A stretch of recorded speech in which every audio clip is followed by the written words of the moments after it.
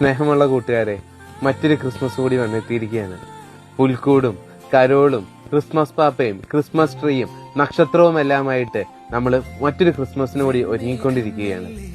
2000 വർഷങ്ങൾക്ക് മുമ്പ് ഒരു നക്ഷത്രമാണ് ജ്ഞാനികളെ ക്രിസ്തുവിന്റെ അടുക്കൽ എത്തിച്ചത്. ഈ നക്ഷത്രത്തെ മാറ്റി നിർത്തിക്കൊണ്ട് ഒരു ക്രിസ്മസിനെ പറ്റി ചിന്തിക്കാൻ നമുക്ക് സാധിക്കുമോ? നമ്മളൊന്ന് നമ്മുടെ ജീവിതത്തിലേക്ക് തിരിഞ്ഞു നോക്കുകയാണെങ്കിൽ ഇതേപോലെ വഴികാട്ടിയായി വെളിച്ചം പകർന്ന് നമ്മുടെ ജീവിതത്തെ ശോഭപൂർണമാക്കിയ അനേകം വ്യക്തികളെ നമുക്ക് കാണാൻ സാധിക്കും. എന്നാൽ ചോദ്യം ഇതാണ്, നമ്മൾ എത്ര പേരുടെ ജീവിതത്തിൽ പ്രകാശം നൽകാൻ നമുക്ക് സാധിച്ചിട്ടുണ്ട്? എത്ര പേർക്ക് വെളിച്ചമാകാനും നമ്മുടെ പ്രവൃത്തികൾ മൂലം അത് മറ്റുള്ളവർക്കൊരു നല്ല പ്രേരണയ്ക്ക് കാരണമായിട്ടുണ്ടോ? ഇല്ലെങ്കിൽ ഈ ഒരു ക്രിസ്മസ് കാലം ആ ഒരു പ്രകാശമാകാനും അല്ലെങ്കിൽ മറ്റൊരു വ്യക്തികൾക്ക് നല്ലൊരു നക്ഷത്രങ്ങളാകുവാനുമുള്ള വിളിയാണ് നമുക്ക് നൽകുന്നത്. അതുകൊണ്ട് ഈ ക്രിസ്മസില് നമുക്കൊരു തീരുമാനമെടുക്കാം.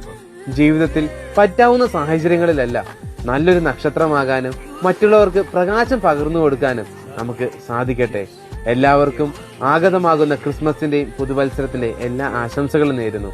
ഈശോ മിശിഹായിക്ക് സ്തുതിയായിരിക്കട്ടെ.